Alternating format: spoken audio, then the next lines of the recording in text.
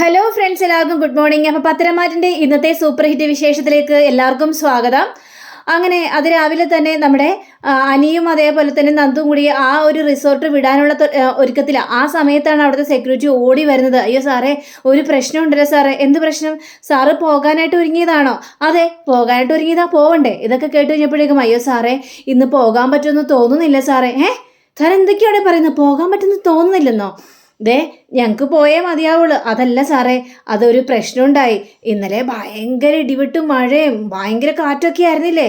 ആ സമയത്തെ ചെറിയൊരു മണ്ണിടിച്ചിൽ നിങ്ങൾ പോകാൻ ഉദ്ദേശിച്ച ആ റൂട്ടില്ലേ, ആ റൂട്ട് അടഞ്ഞിരിക്കുകയാണ് സാറേ, ബ്ലോക്കാണ് സാറേ എന്ന് പറയാണ്. എടോ ഞങ്ങൾക്ക് പോയല്ലേ മതിയാവുള്ളൂ, അപ്പോൾ വേറെ വഴിയൊന്നുമില്ല ഞങ്ങൾക്ക് പോകാനായിട്ട്? ഇല്ല സാറേ, ഇവിടെ നിന്ന് അങ്ങോട്ട് പോകാനായിട്ട് ആ ഒരു വഴിയുള്ളൂ സാറേ. പിന്നെ എല്ലാ വണ്ടികളും ബ്ലോക്കായിട്ട് തിരിച്ച് വിട്ടിരിക്കുകയാണ്. ആ വഴി പോകാൻ പറ്റില്ലെന്നൊക്കെയാണ് പറയുന്നത് സാറേ. ഞാനും പോയൊന്ന് നോക്കിയായിരുന്നു. അതേ സാറേ, അങ്ങോട്ടേക്ക് ഇനി ആർക്കും പോകാൻ പറ്റില്ല സാറേ എന്ന് പറയാണ്. ദൈവമേ, ഇനിയിപ്പോൾ എന്ത് ചെയ്യുന്നൊരു എത്തുമ്പിടിയും കിട്ടുന്നില്ലല്ലോ സാറേ. ചിലപ്പോൾ ഒരു ഉച്ച കഴിയുമ്പോഴത്തേക്ക് അതെല്ലാം ഓക്കെ ആക്കുമെന്നാണ് എനിക്ക് തോന്നുന്നത്. അതുവരെയും സാറുമാർക്ക് ഇവിടെ നിൽക്കേണ്ടി വരും എന്ന് ഈ സെക്യൂരിറ്റി പറഞ്ഞിട്ട് അവിടെ നിന്ന് പോവാണ്. അപ്പോൾ നമ്മുടെ അനിയാണെങ്കിൽ എൻ്റെ ദൈവമേ, നന്ദുവിനോട് ഇപ്പോൾ ഞാൻ എന്ത് പറയും? ഒരു പിടിയില്ലല്ലോ. അങ്ങനെ നന്ദു ആണെങ്കിൽ ആ സമയം തന്നെ റെഡിയായിക്കൊണ്ടിരിക്കുമ്പോൾ ഈ അനി ചെന്നിട്ട് പറയണം, നന്ദു നീ റെഡിയായോ?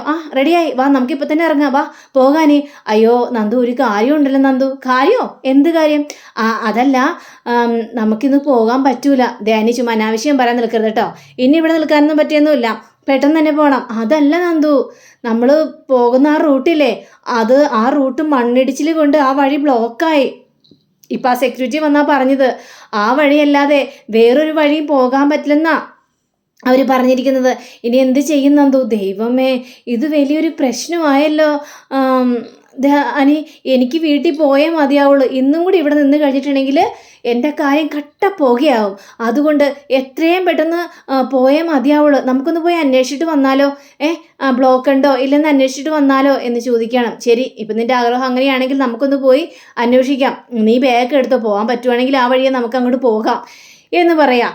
അങ്ങനെ നമ്മുടെ അനിയും നന്ദുവും കൂടി വണ്ടി എടുത്തിട്ട് നേരെ അങ്ങോട്ട് ആ ഒരു റൂട്ടിലേക്ക് ചെല്ലുകയാണ്. അപ്പോൾ കുറേ വണ്ടികളെല്ലാം അവിടെ നിരന്ന് കിടക്കുകയാണ്. പോകാൻ പറ്റാത്തൊരവസ്ഥയിൽ നിരന്ന് കിടക്കുകയാണ്. അയ്യോ, സെക്യൂരിറ്റി ചേട്ടൻ പറഞ്ഞ സത്യം തന്നെയാണ് കേട്ടോ. നമുക്ക് ഈ വഴി പോകാൻ പറ്റുമെന്ന് എനിക്ക് തോന്നുന്നില്ല. ഇതിപ്പോൾ വലിയൊരു മണ്ണിടിച്ചിൽ തന്നെയാണല്ലോ. ഇതൊക്കെ ഇനിയും മാറ്റാനായിട്ട് എന്തോരം സമയം വേണ്ടി വരും? ദൈവമേ, എനിക്കാകെ പേടി തോന്നുന്നു അനി എന്നൊക്കെ പറയുന്നത്. കുറച്ചു നേരം കൂടി ഇവിടെ നിൽക്കാം, ഏതായാലും ഇതൊക്കെ ഒതുങ്ങാൻ പറ്റുമെന്ന് നോക്കട്ടെ. ഇനിയിപ്പോൾ കുറച്ചു നേരം കൂടി ഇവിടെ നിന്നിട്ട് എന്താ കാര്യം? ആ റിസോർട്ടിലേക്ക് തന്നെ നമുക്ക് പോകാം. ഇനി ഇവിടെ നിന്ന് ഇനി അതും പറഞ്ഞ് ആരെങ്കിലും കണ്ട് ഇനി ഇവന് വല്ലാത്ത പ്രശ്നമാകും. അതുകൊണ്ട് നമുക്ക് നേരെ ഇനി റിസോർട്ടിലേക്ക് തന്നെ പോകാമെന്ന് പറയാം.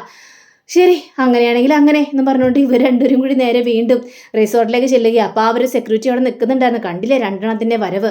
മര്യാദക്ക് ഞാൻ പറഞ്ഞാണ് അങ്ങോട്ട് പോകണ്ട എന്ന്, മണ്ണിടിച്ചിലാണെന്ന്. രണ്ടുപേരും കേട്ടില്ല. രണ്ടെണ്ണത്തിനും കേടാണ് എന്ന് പറഞ്ഞുകൊണ്ട് ഇയാൾ പിറുപിറുക്കാണ്. ആ സമയത്ത് എന്തായി സാറുമാരെ, അവിടെ വരെ പോയിട്ട് പറ്റിയില്ലല്ലേ? ഞാൻ പറഞ്ഞല്ലേ, സാറുമാർ കേട്ടില്ലല്ലോ. അവിടെ പോകണ്ടെന്ന് പറഞ്ഞോണോ? അതേടോ, ഇപ്പം വല്ലാത്തൊരു പ്രശ്നമായി തീർന്നിരിക്കുകയാടോ. ഇനിയിപ്പോൾ എന്ത് ചെയ്യും ഏത് ചെയ്യുമെന്ന് ഒരു പിടിയും കിട്ടുന്നില്ല.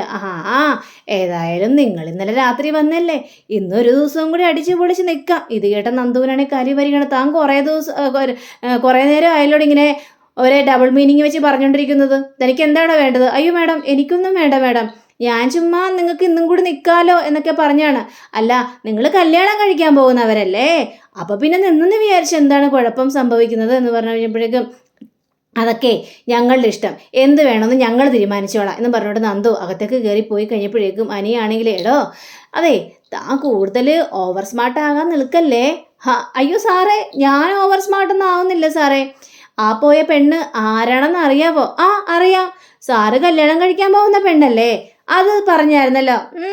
ശരി, ഞാൻ കല്യാണം കഴിക്കാൻ പോകുന്ന പെണ്ണാണെന്ന് മാത്രം താനിപ്പോൾ അറിഞ്ഞാൽ മതി, ബാക്കിയുള്ള കാര്യങ്ങളൊന്നും അറിയണ്ട. അല്ലടോ, ഇവിടെ പോലീസ് സ്റ്റേഷൻ അടുത്ത് വല്ലതും ഉണ്ടോ? ഉണ്ടല്ലോ സാറേ, പോലീസ് സ്റ്റേഷൻ അടുത്തുണ്ടല്ലോ. എന്തെങ്കിലും പറയണോ? ഒന്നും പറയണ്ട. അതേ, അഥവാ എന്തെങ്കിലും പ്രശ്നം ഉണ്ടെങ്കിലേ ചിലപ്പോൾ തനിക്ക് പണി കിട്ടും, പോലീസ് സ്റ്റേഷൻ അടുത്തുണ്ടെങ്കിൽ, കേട്ടല്ലോ എന്ന് പറഞ്ഞുകൊണ്ട് അനി നേരെ അകത്തേക്ക് കയറിപ്പോയി നന്ദുവിനെ ആശ്വസിപ്പിക്കുകയാണ്. നന്ദു എന്ത് ചെയ്യണം? എന്ത് ചെയ്യൂടാ? ഇനി വീട്ടുകാരോട് എന്ത് പറയും? നമ്മൾ ഇവിടെയാണെന്ന് അറിഞ്ഞു കഴിഞ്ഞാൽ ആകെ പ്രശ്നവും. നമുക്കന്നൊരു പോലീസ് സ്റ്റേഷനിൽ പോയി കംപ്ലൈൻറ്റ് കൊടുത്താലോ? അങ്ങനെ സ്റ്റേഷനിൽ പോയി കംപ്ലൈൻറ്റ് കൊടുക്കോ? ഞാനപ്പോൾ ഇവിടെ ഉണ്ടെന്ന് അറിയില്ലേ? പോലീസുകാർ എൻ്റെ വീട്ടുകാരോട് പറയില്ലേ? പിന്നെ അതാകെ പ്രശ്നമാവില്ലേ? വേണ്ട വേണ്ട വേണ്ട, സ്റ്റേഷനിലും പോയൊന്നും കംപ്ലൈൻറ്റ് കൊടുക്കേണ്ട കാര്യമില്ല. ഇനി ഇപ്പം എന്ത് ചെയ്യണമെന്നൊന്ന് ആലോചിക്ക്. അത്രയും മാത്രമേ എനിക്ക് പറയാനുള്ളൂ. ഇതേ സമയം തന്നെ അനന്തപുരിയിൽ കാണിക്കുകയാണ്. ആദർശും നയനയും കൂടി സംസാരിക്കുക. അപ്പോൾ നന്ദു വിളിച്ചോ എന്നൊക്കെ ചോദിച്ചു കഴിഞ്ഞപ്പോഴേക്കും ഇല്ല, നന്ദു വിളിച്ചില്ല, നന്ദു വീട്ടിലെത്തിയിട്ടുമില്ല, അനിയും എത്തിയിട്ടില്ല. അപ്പോൾ ഇവർ രണ്ടുപേരും കൂടി എങ്ങോട്ടോ പോയെന്നുള്ള കാര്യം ഉറപ്പ് തന്നെയാണ് എന്നൊക്കെ പറയാണ്. അതെ ആദർശേട്ടാ, എനിക്കാകെ പേടി തോന്നുന്നു ആദർശേട്ടാ. അവൾ അങ്ങനെയൊക്കെ ചെയ്യും, ഉറപ്പായിട്ടും ചെയ്യും. കാരണം രണ്ടുപേർക്കും അങ്ങോട്ടും ഇങ്ങോട്ടും ഇഷ്ടമാണെന്ന് നമുക്ക് നന്നായിട്ട് തന്നെ അറിയാം. അതുകൊണ്ട് അവരങ്ങനെ ചെയ്യുമെന്ന് 100% ഉറപ്പാണ്. അതെ, ശതമാനം ഉറപ്പാണ്. കാരണം മുത്തശ്ശൻ്റെ മുഖം പോലും നോക്കാതെയാ അനി മുത്തശ്ശനോട് വിളിച്ചു പറഞ്ഞ് നന്ദുവിനെ ഇഷ്ടമെന്ന്. അപ്പം അവൻ അങ്ങനെ പറയുമെങ്കിൽ നന്ദുവിനെയും കൊണ്ട് എങ്ങോട്ടെങ്കിലും പോകാനും അവൻ മടിക്കുകയൊന്നുമില്ല. കിടഞ്ഞപ്പോഴേക്കും അയ്യോ ആദർശമായിട്ട് അങ്ങനെയൊക്കെ ഉണ്ടാവോ? അങ്ങനെയൊക്കെ ഉണ്ടാവാനാ സാധ്യത. ഇപ്പം രണ്ടുപേരും വന്നിട്ടില്ലല്ലോ, അപ്പം എന്താണ് കരുതേണ്ടത്? അപ്പോൾ ഈ സമയം തന്നെ നന്ദുവും അതേപോലെ തന്നെ അനിയും ആകെ ടെൻഷൻ അടിച്ച് നിൽക്കുകയാണ്. ദേ ഇനിയിപ്പോൾ എന്ത് ചെയ്യും നന്ദു? നമുക്ക് പോകണ്ടേ? പോകണം. പോകാതെ എന്ത് ചെയ്യും? ഏതായാലും ആ ഒരു മണ്ണിടിച്ചിലൊക്കെ അവരൊക്കെ ഒന്ന് റിമൂവ് ചെയ്യട്ടെ, അതിന് ശേഷം നമുക്ക് പോകാൻ പറ്റുമെന്ന് നോക്കാം. അതുവരെ ഇവിടെ പിടിച്ചു നിന്നല്ലേ മതിയാവുള്ളൂ. ഇനിയിപ്പോൾ വീട്ടിൽ എല്ലാവരും അന്വേഷിക്കില്ലേ നമ്മൾ എവിടെ പോയി എന്ത് പോയെന്നൊക്കെ. അപ്പോൾ സെക്യൂരിറ്റിനെ വിളിക്കണം. എടോ ഇവിടെ റേഞ്ചൊന്നും കിട്ടുന്നില്ലല്ലോ സാറേ. ലാൻഡ് ഫോൺ ഉണ്ട്, ലാൻഡ് ഫോണിൽ വേണമെങ്കിൽ സാർ ആവശ്യമുള്ളവരെയൊക്കെ വിളിച്ചോ. പിന്നെ ഭക്ഷണം വല്ലതും കിട്ടുമോ? അയ്യോ സാർക്ക് രാവിലെ പോകുന്നു പറഞ്ഞുകൊണ്ട് ഭക്ഷണമൊന്നും എടുത്തു വെച്ചിട്ടില്ല, പക്ഷെ ദോശയും ചട്നിയുണ്ട്, പിന്നെ വേണമെങ്കിൽ ഒരു ഓംപ്ലേറ്റ് അടിച്ചു തരാം. എങ്കിൽ പിന്നെ ആയിക്കോട്ടെടോ, അത് തന്നെ അടിച്ചു തന്നേക്കെന്നൊക്കെ പറഞ്ഞുകൊണ്ട് ഇയാളെ പറഞ്ഞു വിടുകയാണ്. അനി എന്തെങ്കിലും ഒരു വഴി കാണിച്ചു ആടാ എന്നൊക്കെ പറഞ്ഞപ്പോഴേക്കും ഞാൻ എന്ത് വഴി കാണിച്ചു തരാനാണ്? ഇതൊക്കെ എന്ത് ചെയ്യണമെന്ന് എനിക്ക് പോലും അറിയില്ല. നമുക്ക് നമ്മുടെ കൂട്ടുകാരെ വിളിച്ച് പറഞ്ഞാലോ എന്ന് ചോദിക്കുക. കൂട്ടുകാരെയോ? അവരെ കൊണ്ടൊക്കെ എന്തെങ്കിലും ചെയ്യാനായിട്ട് സാധിക്കും. മണ്ണിടിച്ചില്ല അവർക്ക് എന്ത് സാധിക്കാനാ? എന്തായാലും നമുക്ക് വിളിക്കാം. അങ്ങനെ അനിയുടെ കൂട്ടുകാരെ വിളിക്കുക. കൂട്ടുകാരെ വിളിച്ചപ്പോൾ എന്താടാ വിളിച്ചത്? അതെ എടാ, ഞങ്ങളൊന്ന് സഹായിക്കണോടാ, ഞങ്ങളൊരു സ്ഥലത്ത് പെട്ടുപോയടാ. പെട്ടുപോയെന്നോ? അതേടാ, ഞങ്ങളൊരു പൊന്മുടിയുടെ ഇതില്ലേ റിസോർട്ടിൽ വന്നതാ. ആരൊക്കെയുണ്ട്? ഇന്നാണോ വന്നത്? ഇന്ന് രാവിലെ തന്നെ വന്ന്? അല്ലടാ, ഞാനും തന്തുവാ. ഇന്നലെ രാത്രിയാണ് വന്നത്. കൊള്ളാടാ കാലയ്ക്ക്. എടാ നീ എങ്ങനെയെങ്കിലും ഒന്ന് രക്ഷപ്പെടുത്തണോടാ. എടാ ഞാനെങ്ങനെയാടാ രക്ഷപ്പെടുത്തുന്നത്? എടാ എനിക്ക് നല്ല ജോലി തിരക്കുണ്ട് എന്നിങ്ങനെ കൂട്ടുകാരനും പറയുക. അപ്പോഴേക്കും നമ്മുടെ നന്ദു ആണെങ്കിൽ ഫോൺ മേടിച്ചിട്ട് അതെ എടാ പെട്ടുപോയിരിക്കുകയാണ്, എങ്ങനെയെങ്കിലും ഒന്ന് രക്ഷിക്കാൻ പറ്റുമെങ്കിൽ രക്ഷിക്കുക. ഞങ്ങളാകെ വല്ലാത്തൊരവസ്ഥയിൽ കിടക്കുകയാണ്. മണ്ണിടിച്ചിൽ കാരണം ഞങ്ങൾക്ക് അങ്ങോട്ടും ഇങ്ങോട്ടും പോകാൻ പറ്റാത്തൊരവസ്ഥ. വീട്ടിലാണെങ്കിൽ എല്ലാവരും തിരക്കുകയും ചെയ്യും. അതുകൊണ്ട് എത്രയും പെട്ടെന്ന് ഞങ്ങളൊന്ന് രക്ഷിക്കണം എന്ന് പറഞ്ഞപ്പോഴേക്കും ശരി ഞാൻ നോക്കട്ടെ എന്ന് പറഞ്ഞുകൊണ്ട് ഫോൺ വെക്കുകയാണ്. അപ്പോൾ ഈ സമയം തന്നെ ആദർശ് നയനയും ആട്ടൊക്കെ ടെൻഷനാണല്ലോ. അപ്പോൾ നയന ചേച്ചി ഒന്ന് വിളിക്കാമെന്നൊക്കെ വിചാരിച്ചുകൊണ്ട് നന്ദു നയനയെ വിളിക്കുകയാണ്. അയ്യോ നന്ദു ആണല്ലോ വിളിക്കുന്നത് എന്ന് പറഞ്ഞുകൊണ്ട് നയനെ ഫോൺ എടുക്കുക. അവിടെ കഴിഞ്ഞപ്പോഴേക്കും മോളെ നന്ദു, നീ എവിടെയാണ് നന്ദു? അത് പിന്നെ ഞാൻ എൻ്റെ ഫ്രണ്ട്സിനോടൊപ്പം വന്നിരിക്കുകയാണല്ലോ ചേച്ചി. അപ്പോഴേ ആ സമയത്ത് ഞങ്ങളിവിടെ ഒന്ന് പെട്ടുപോയി ചേച്ചി, ഒരു മണ്ണിടിച്ചിലും കാര്യങ്ങളൊക്കെ, അതുകൊണ്ട് കുറച്ച് ലേറ്റാകും വരാനായിട്ട്. മോളെ നന്ദു ഇത് ഏതാണ് സ്ഥലം? അപ്പോഴേക്കും നന്ദുവിടെ ഫോൺ കട്ടാക്കുകയാണ്. അപ്പോൾ ആദർശം അവർ ചോദിക്കുകയാണ് നന്ദു വരെ വിളിച്ച് നന്ദു എവിടെയാണെന്നൊക്കെ ചോദിച്ചപ്പോഴേക്കും അറിയില്ല, ഒരു പിടിയും കിട്ടുന്നില്ല. അപ്പോഴേക്കും ദേവയാനി ഇറങ്ങി വരിക. ദേവയാനി ഇറങ്ങി വന്നിട്ട് മോളെ നന്ദുവിനെക്കുറിച്ചും അനിയെക്കുറിച്ചും വലിയ വിവരമുണ്ടോ എന്ന് ചോദിച്ചപ്പോഴേക്കും ഒരു വിവരമില്ല, ഇപ്പം നന്ദു വിളിച്ചേ ഉള്ളൂ, അവളെങ്ങോ പെട്ടുപോയെന്നോ മണ്ണിടിച്ചിലാണെന്നോ എന്നൊക്കെ പറയുന്നുണ്ട്. ഇത് കേട്ട് ആദർശിന് ഒരു സംശയം തോന്നുക. അപ്പോൾ ആദർശാണെങ്കിൽ നമ്പറൊന്ന് കാണിച്ചേ. അങ്ങനെ നമ്പർ കാണിച്ചു കൊടുക്കുക. നമ്പർ കാണിച്ചു കൊടുത്തു കഴിഞ്ഞപ്പോഴേക്കും ഇത് പൊന്മുടിയിലെ നമ്പർ ആണല്ലോ, ഇത് പൊന്മുടിയാണല്ലോ സ്ഥലം. പൊന്മുടി ആദർശേട്ടാ? പൊന്മുടിയിൽ എന്തിനാണ് നന്ദു പോയത്? അപ്പോൾ ഇതിലെന്തൊരു കള്ളത്തട്ടിപ്പില്ലേ? അപ്പോൾ നന്ദുവിൻ്റെ കൂടെ അനി ഉണ്ടാവാൻ തന്നെയല്ലേ സാധ്യത? അപ്പോൾ ദേവേനയാണെങ്കിൽ ദൈവമേ, അങ്ങനെയാണെങ്കിൽ നന്ദുവിൻ്റെ ഒപ്പം അനി ഉണ്ടാകും. അങ്ങനെ അവരെല്ലാവരും കൂടി പോകേണ്ട കാര്യമൊന്നും ഇല്ലല്ലോ. അങ്ങനെയാണെങ്കിൽ ഇന്നലെ തന്നെ നന്ദു പറഞ്ഞാനായിരുന്നു ഞങ്ങൾ പോകുന്നത് പൊന്മുടിയിലേക്കാണെന്ന്. പക്ഷേ അത് പറഞ്ഞില്ല. അപ്പം അനി ഉണ്ടാവാനാ സാധ്യത. ശരിക്കും പറഞ്ഞു കഴിഞ്ഞാൽ അങ്ങനെയൊന്നും ചെയ്യേണ്ട കാര്യം ഉണ്ടായിരുന്നില്ല അവർക്ക്. ഇനിയിപ്പോൾ മുത്തശ്ശൻ്റെ മുഖത്ത് നോക്കി തനിക്ക് നന്ദുവിനെ തന്നെയാണ് ഇഷ്ടം, നന്ദുവിനെ കല്യാണം കഴിക്കുള്ളൂ എന്ന് പറഞ്ഞാൽ അനി നന്ദുവിനെയും കൊണ്ടാണ് പോയിരിക്കുന്നെങ്കിലോ? ചിലപ്പോൾ ഒരു രഹസ്യമായിട്ട് കല്യാണം കഴിച്ചാലോ? പിന്നെ മുത്തച്ഛൻ്റെ സ്വഭാവം അറിയാലോ, പിന്നെ വീട്ടിൽ പോലും കയറ്റില്ല, അവൻ അടിച്ച് പുറത്താക്കും. ഇതൊക്കെ കേട്ട നയനയ്ക്ക് ആകെ പേടി തോന്നുകയാണ്. പക്ഷേ ശരിക്കും പറഞ്ഞു കഴിഞ്ഞാൽ ഈ അനിയുടെ അമ്മയ്ക്ക് അനി ഒരാളേ ഉള്ളൂ. അവൻ കുറച്ച് പിടിവാശി പിടിച്ചാൽ ശരിക്കും പറഞ്ഞാൽ നന്ദുവിനെയും അനിയുടെയും കല്യാണമൊക്കെ നടത്തി കൊടുക്കും. നന്ദുവിനെ ഇവൾക്ക് ഇഷ്ടമല്ലെങ്കിൽ കൂടിയും പതിയെ ഇഷ്ടപ്പെടാനായിട്ട് തുടങ്ങുകയും ചെയ്യും. പക്ഷേ ഇവർ രണ്ടുപേരും കൂടി പൊന്മുടിയിലേക്കാണ് പോയിരിക്കുന്നതെങ്കിൽ അതത്ര നല്ല ഏർപ്പാടാണെന്ന് ഞാൻ പറയുന്നില്ല. നന്ദു കാണിച്ചത് വളരെ തെറ്റായ കാര്യമാണ്. കൂടുതൽ അനിയും അവനും കാണിച്ചത് തെറ്റാണ്. അവരൊക്കെ ഒന്ന് കുടുംബത്തെക്കുറിച്ചും മറ്റുള്ളവരെക്കുറിച്ചൊക്കെ ആലോചിക്കേണ്ടതാണ്.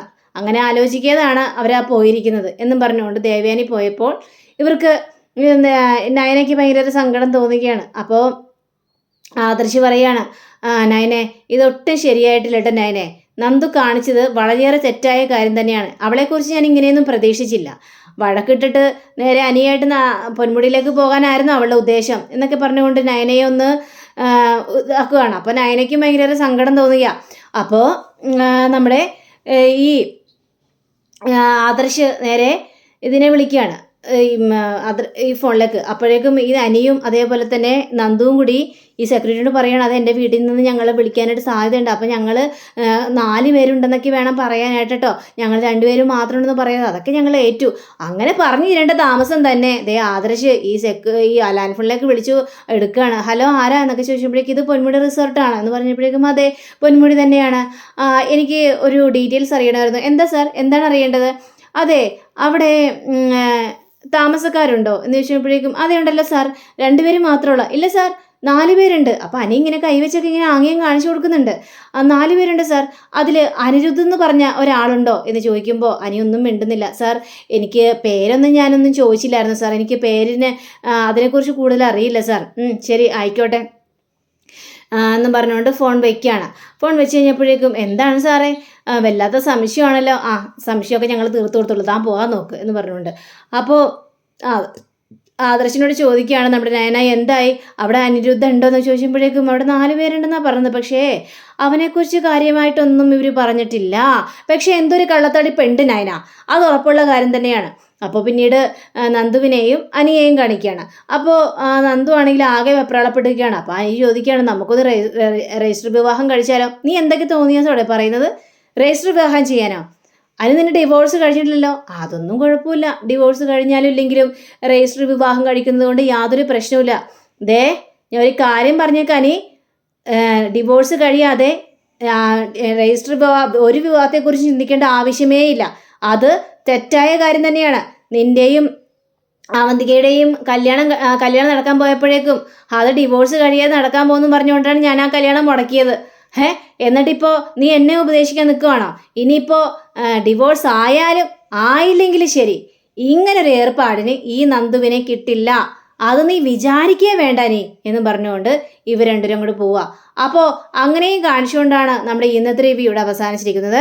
അടുത്ത റിവ്യൂവിനെ കാത്തിരിക്കുക, സബ്സ്ക്രൈബ് ചെയ്യുക. എല്ലാവർക്കും നല്ലൊരു ദിനം ആശംസിച്ചുകൊണ്ട് നമസ്കാരം. Thank you. Bye bye.